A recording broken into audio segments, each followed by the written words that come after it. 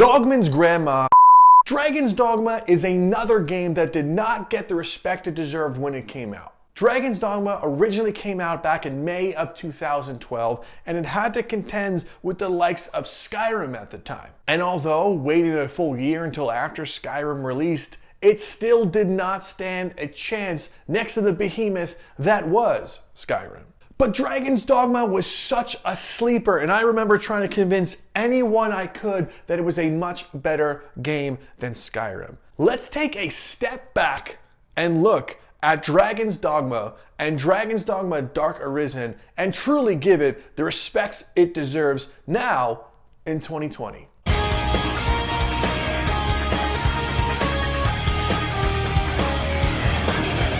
Warning, there will be plenty of gameplay and story spoilers ahead for Dragon's Dogma and Dragon's Dogma Dark Arisen. You have been warned. Let's first take a look at the story for Dragon's Dogma.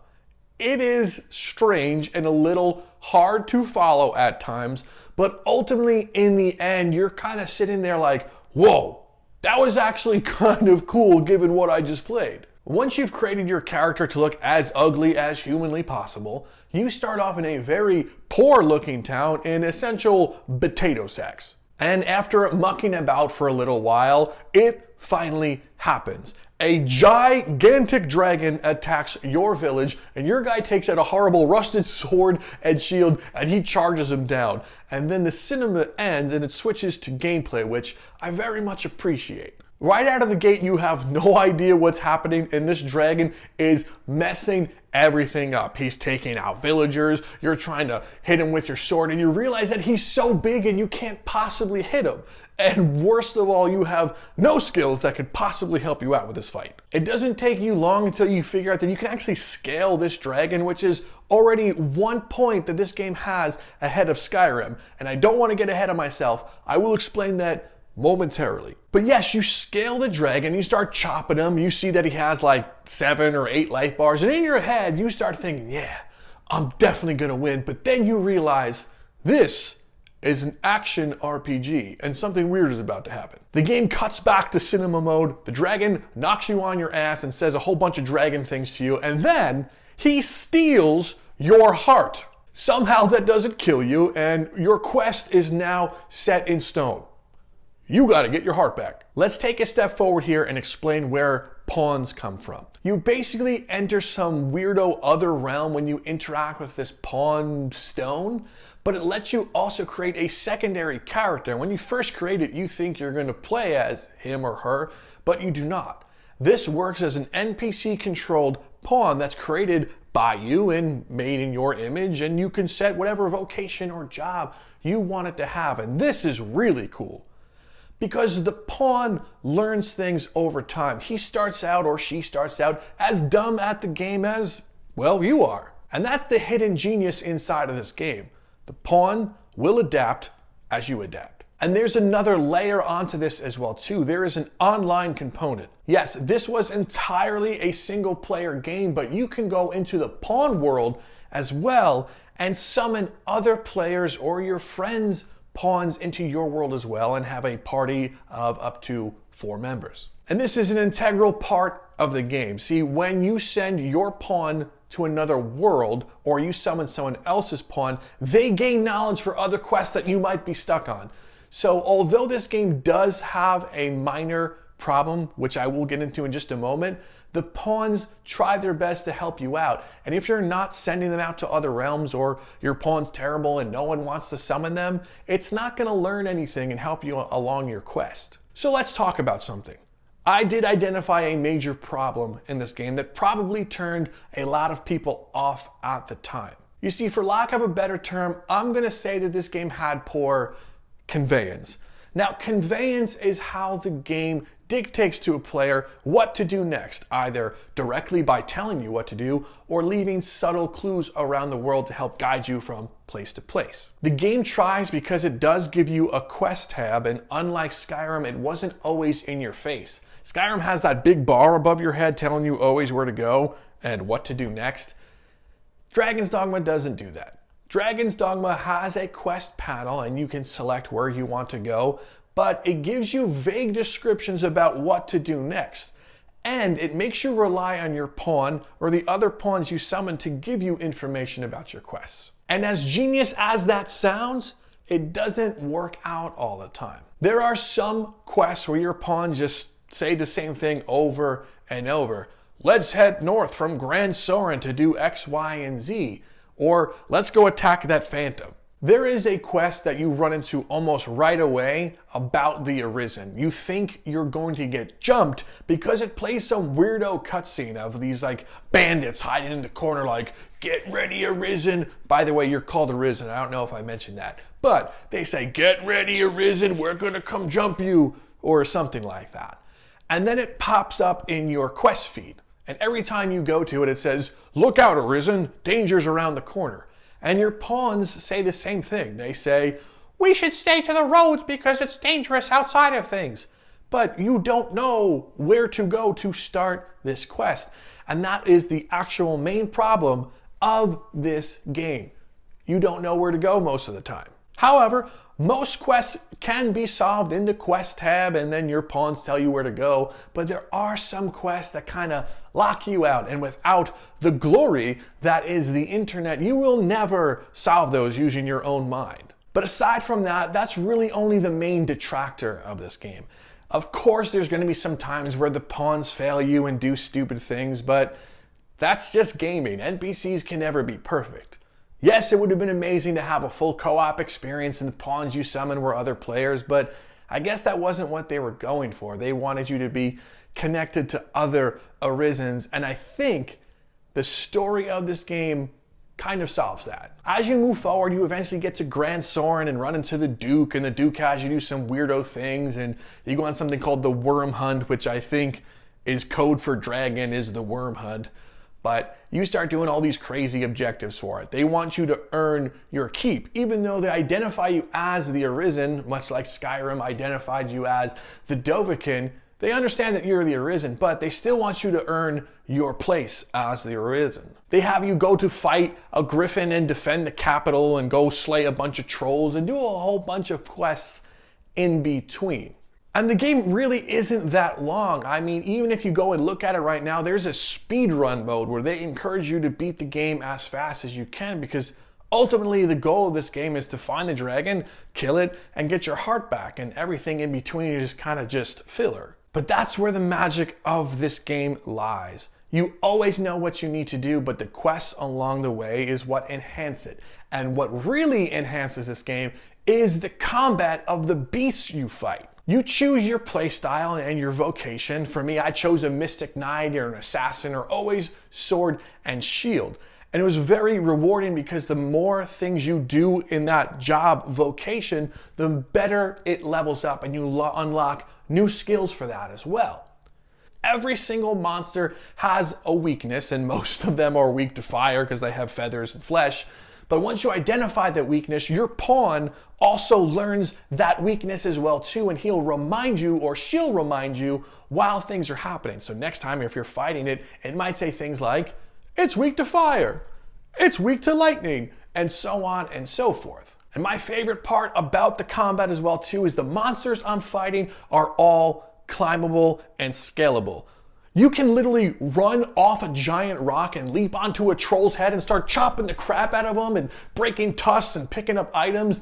Every battle you're in feels like an epic movie because that's how the game is designed. It's from Capcom, and it feels a little bit like Monster Hunter meets Skyrim. They kind of just mush them together, and I think it's a really cool formula. And here's where I think it really stands out next to Skyrim. See, in Skyrim, it has you fight dragons all the time, but most of the time you fight dragons in Skyrim, you're hiding behind a stupid pillar or a rock trying to scam it out with arrows, and that's not really how you fight a dragon. See, in Dragon's Dogma, they say, look, here's a dragon, here's a wyvern, go fight it. Yeah, you could choose a bow, but this thing's gonna wreck you. It starts breathing fire, it lands, it starts smacking your pawns.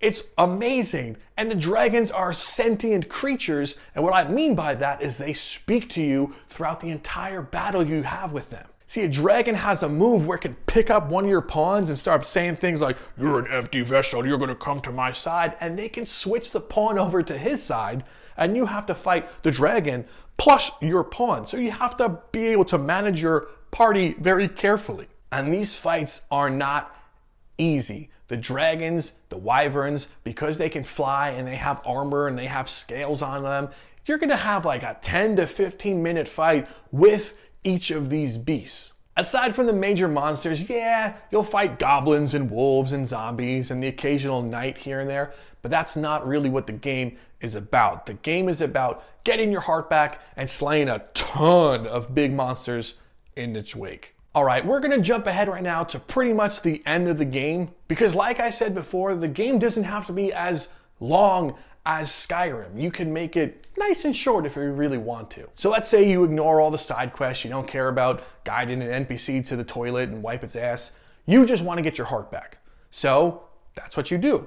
You do a couple of main quests here and there, and there's some girl that the Duke really likes that he hates or something, or is his wife, and you get in the way, and there's some romance there. But that is one of the other big parts about this. The Duke, the Arisen, and the dragon are all connected, plus the world. Hang on, I know this is gonna be confusing. So this girl that is the Duke's wife hates the Duke, but she gains a crush on you. You save her, Duke wants you killed, yada yada, you go out and do your job. So towards the end of the game, when you go to challenge the dragon, somehow that stupid girl is there and the dragon like captures her. And this dragon is kind of like a piece of garbage.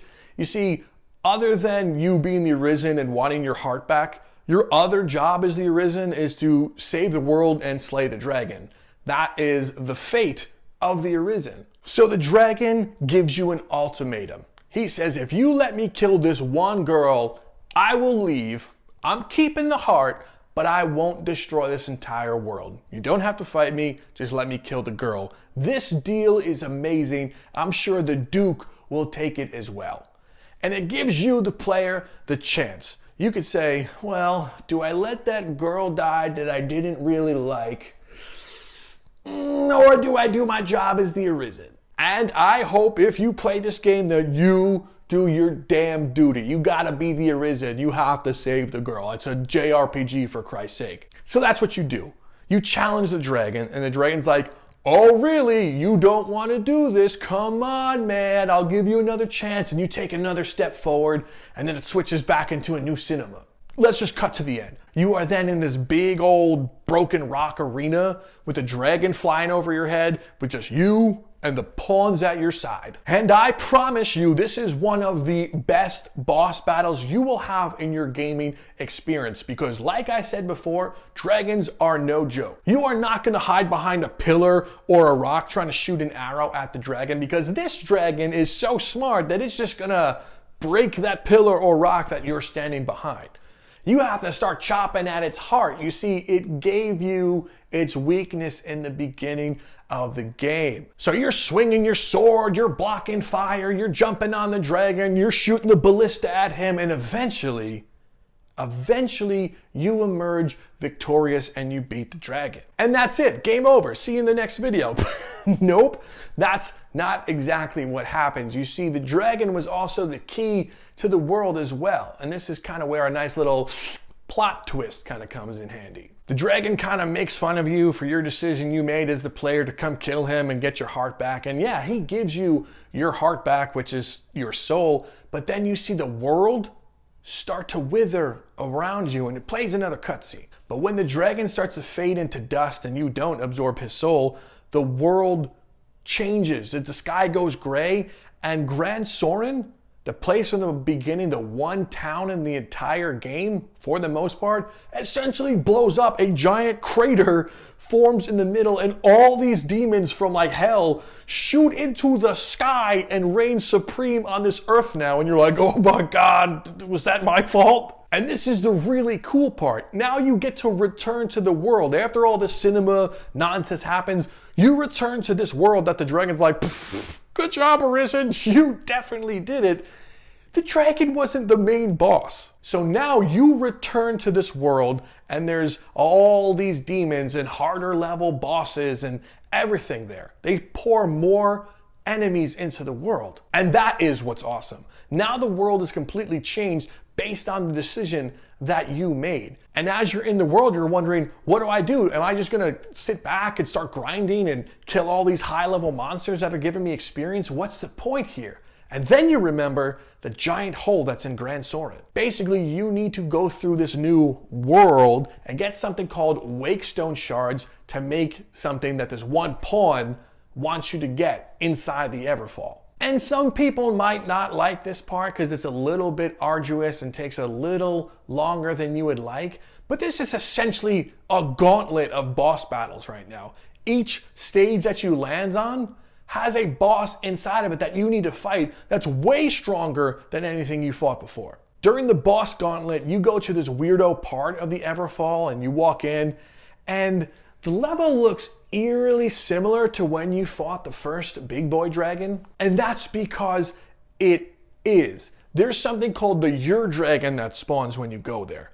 And what the Ur Dragon is, it's a culmination of all the other players fighting this super boss at once in different instances of the game. And he is so much stronger, but if you beat him while other players are helping you, you see the health bar going down even when you're not doing damage.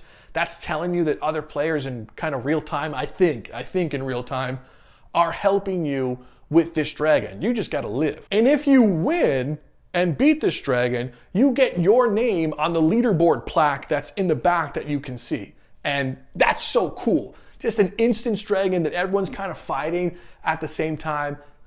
That's cool. +1. And then eventually you get all the Wakestone shards. You return to the pawn that originally asked for them in the Everfall, and you give them to that pawn, and that pawn creates essential teleporter. And once you're in this weirdo heaven obscure place, essentially God meets you, or so you think. It's this being of pure light and ecstasy, and he's talking to you, and you're like, what am I doing? And the game just has you fight him. Just go fight God. Yep, classic Capcom JRPG, go fight God. So after you're fighting God and the cinema rolls and all that stuff, it brings you to another weirdo spot and it gives you another decision. God talks to you again and gives you another choice. He says, hey, if you turn around, I'll give you a peaceful and painless death, and I'll kind of let you return to paradise. Just turn around and walk. Or you can truly come fight me if you really want to. And this is a JRPG. I just beat a super dragon. I'm not walking backwards. Screw you, God. So you walk forward. And as you walk forward, there's kind of pawns, and there's other characters that you met along the game that are trying to talk to you and talk you out of it. You basically walk down like a 35-second corridor, and each pawn is talking to you. And you're, of course, just one hit killing them. They don't give you any experience. You're just like, yeah, you're dead. You're dead. Oh, the Duke? Yeah, you're super dead. God reveals himself to be one of the original Arisen that you see in the prologue of this game that you originally played as when you originally fought the dragon. Something that I omitted in the beginning of this video, but whatever, details. And now you look over and you see your pawn is with you, and you see that he also has a pawn as well. He's got his Arisen powers in a pawn, you got your Arisen powers in a pawn, and you're about to go at it. So you fight him for a little while, video game stuff, and then you defeat him, much like how all video games end. This guy, who is the original Arisen, tells you that, yeah, you killed me. Now take this God's Bane, which is what the real Arisen has to get at the end, because we're living in a vicious cycle. You see, that Arisen also slew the dragon and went through this entire process as well, and he became this deity, this being up here, this God. And now it's your turn to become this deity, this being, this God. So you take the God's Bane and you kill that Arisen in cinema mode, and then boom, that's the end. A new quest pops up that says, live here essentially forever. Just use your new life as God forever. That's the quest. And of course, as a player, that doesn't sit right with you. You want to do other things. So inside this void where you're at right now, there's one other thing, and that's a giant throne. And of course, you're gonna go sit on it. So you sit on this giant throne, and it teleports you back into the first spot of the game. You're now back at the original fishing village at the beginning of the game, although something is up. Your character is now completely invisible. Like, you can see him, but it looks like a Capri Sun monster, but you're invisible. No one else knows you're there. You can't talk to any of the NPCs. You can interact with them, which is kind of funny. You pick them up and throw them in the water or wallop them with your sword, but they don't interact with you because you're not really there. The job of the Arisen now is to watch over the world and make sure that stuff doesn't happen again until the next Arisen is born, chosen, and reincarnated and follows the same path that you've done. But wait, there's something hidden in this game as well too. There's something called the God's Bane that you unlocked, that you've been holding in your inventory for a little while. It's the same thing that you used to kill that other weird God Arisen guy. So you think, what can I do with this damn thing? I have to be able to do something with it. And you noticed that you can finally press X on this, depending on what console you're playing on. But you realize you can press use item on this and you can hold it in your hand. And your guy holds it up to his chest like he's gonna stab himself with it. And you're like, should I stab myself with this? I mean, there's nothing else for me to do in this game. I can't leave the damn fishing village and I keep returning to this void. So go ahead, do it. Your guy plunges the sword into his chest and then you just die. Your pawn's with you, like he's stuck in the upside down with you, and you stab yourself, and your pawn's like, open your eyes, what have you done? You're the job of the Arisen, you're supposed to be God forever. And then another cinema plays, but it doesn't play after like 15 seconds after you stab yourself. Like you stab yourself, and you're just laying there dead, and your pawn's like, yeah, he died. Now I'm just alone, that piece of crap. A new cinema plays, and you see the Arisen guy that you've been playing as falling through the Everfall, and your pawn's falling with you. It plays and plays, and you fall, and then your pawn reaches out their hand, and they interlock, and they grab your hand as well. As he grabs your hand, you both fall back into the original starting point, and your pawn now becomes you, and the journey starts over again. Yeah? You land on the beach and you look out the ocean, and that girl that you saved from before, you know, with the dragon, she looks at you and is like, I never thought I'd see you again. And then you're the pawn and you're like, huh? What? And you just say thank you as you look out in the ocean, and then the credits roll. That's actually the end of the game. Well, that's the end of the main game. There's something called the Bitter Black Isle, which is part of the Dark Arisen DLC. And if you're playing it now in 2020, that's really the only version you're gonna play is Dragon's Dogma Dark Arisen, which is an entire game within a game. I won't go into too much detail with Dragon's Dogma Dark Arisen, but I'll explain it like this. Your job is to find the Dark Arisen that's not following this path that the normal Arisen's supposed to do from the original game. So you go to the Bitter Black Isle to kind of do that. However, inside the Bitter Black Isle, it's kind of like another death boss gauntlet in the Everfall. However, literal death with a scythe is always fighting you. You have to fight off death while you're doing your other quests. And he is so much worse than those dragons combined. Death has a move where he can instantly put you to sleep and paralyze you, and then he hits you with the scythe, and if anything is hit by that scythe, instant death. Like your pawns will just turn into a puddle of goop in one hit, so good luck with that. Overall, Dragon's Dogma and Dragon's Dogma Dark Arisen were amazing games.